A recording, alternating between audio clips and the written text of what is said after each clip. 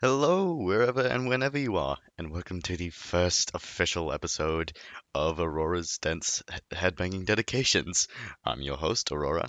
Um, and I've got some exciting things lined up today, I think. So first we'll be talking about Vildhjarta, then the new Mortal Reminder album, and then a recommendation from a friend. So first up, I'm going to be talking about Vildhjarta's Dorskjogen, Sjunger under Evigetens Granar, which is the album they put out this year around May-ish. And it also happens to be my album of the year. I love this album. If you're wondering what that title translates to, according to Google Translate, it's loosely along the lines of where the trees sing under the forest of eternity, where the forest sings under the trees of eternity, something or other. Besides, it's Google Translate. It's not going to be very accurate, but that's my working translation. And I think it's a really fucking cool title. Now, as for why I love this album, well, for starters, it's Vildhjarta, the kings of Thal. They've been at it for a decade, and they just went ham on this record, even being one member down. Wilhelm, Butter, and Kalle, all in their own respects, just gave this their all, and you can see that with every track.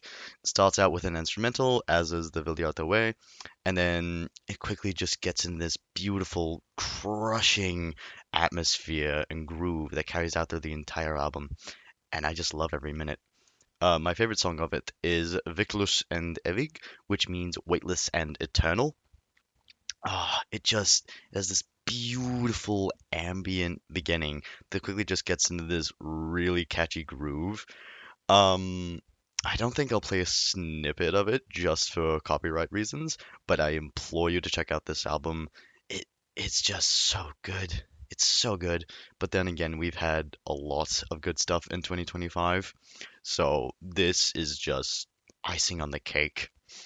As for runtime, I believe it clocks in at 57 minutes across 12 tracks, which is a really nice spot for me because I like it long, and 12 tracks, that's a good amount of tracks. It's a little bit longer than the last album, which clocked in with 17 tracks at an hour and 20 minutes, but I'm still very happy with this record, and the boys in Vildhjarta should be so proud of themselves. And I am so lucky to have a CD of this. Um, and I've been listening to that so much. Hold on. Let me pull up my statistics for this and see how much I've actually listened to the little thing. So the CD, well, I ordered the CD like mid September, I think. Um, and because it was international shipping, that took a hell of a lot longer to get here than I would have liked it to, but it's here, and since then I've listened to it roughly 20 times. Yeah. Actually, no, not 20. This would be closer to 214 divided by 12. You can do the math, I'm not gonna do it. Um, but yeah, safe to say this is an album I didn't even know was releasing this year, but then when I saw them announce the release on their Instagram, I was like, oh, oh my, I have to check this out immediately. And I'm so happy I did, because, found my favorite album of the year off it. And yeah, yeah, I highly recommend checking this one out.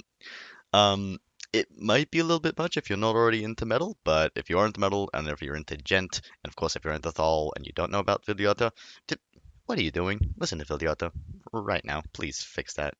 I promise you, you will not regret it. And moving on to the new Mortal Reminder album, which is a sequel to the self-titled Mortal Reminder, um, and they call this one Mortal Reminder 2.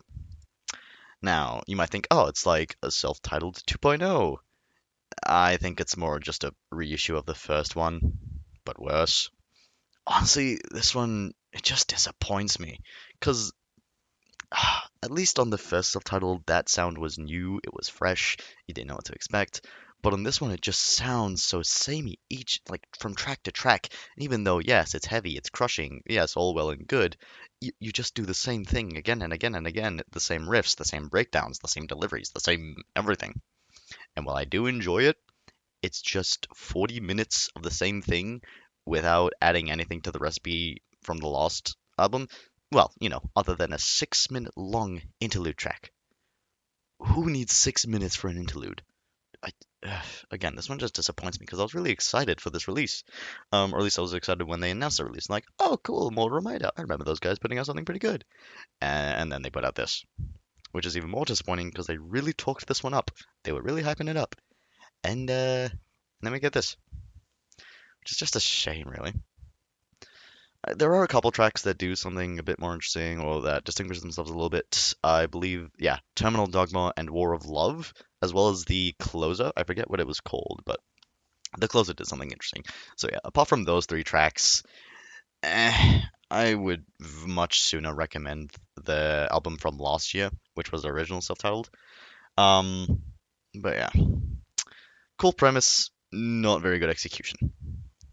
And now for the recommendation from a friend of mine. I won't mention them by name, but they're a good friend of mine. They recommended me the Moon EP by a solo act from Canada by the name of Brahny. Now this is good. It's this really cool, chill R&B vibe. It sort of feels like if Tame Impala took a crack at R&B, and I mean that as the highest compliment, believe you me. It just has this sense of tranquility that permeates. I really enjoyed this. Like, I can just imagine myself like coming in from a long day, just putting this on and just melting. It's just that good, dude. Like, it's amazing. It's absolutely amazing. Absolutely worth a listen. My standout tracks were Nirvana and Sunburn, Arizona. Sunburn AZ. I believe the AZ is short for Arizona. But they're from Canada. Yeah. Eh, Either way, it's just a really cool EP, and each track is like at least 3 minutes, so it respects your time with its 6 track length. But this is really good. And again, a solo act. It's just amazing. Um, yeah, I believe that's all I wanted to talk about. But before I leave you, I think I might also start a segment where I just give a band a shout out that I think deserves more attention. And I don't think there's a better band to start off with than with Nam's very own Melting, a beatdown hardcore outfit, which is very akin to Knocked Loose, especially in the instrumentals and vocal delivery. Um, so yeah, if you're a fan of Knocked Loose and you want to get into more local Aussie bands, check out Melting. They put out an EP this year, You Exist Because We Allow It. It's phenomenal. And I'm pretty sure they're making a full length album as I'm recording this, and I'm so excited. I really hope that drops ASAP next year. Actually, I think I've talked to the guitarist, and he said, oh, he really wants to release it because he's proud of his work. But with labels and records and everything, you have to sort of scale it back. But yeah, I can't wait for when they do release it. Oh, it's gonna be so good, and I'm not gonna be ready at all. But yeah, I think that's it. So until next time, stay safe, stay sound, and stay swell, everybody. All right, Aurora out.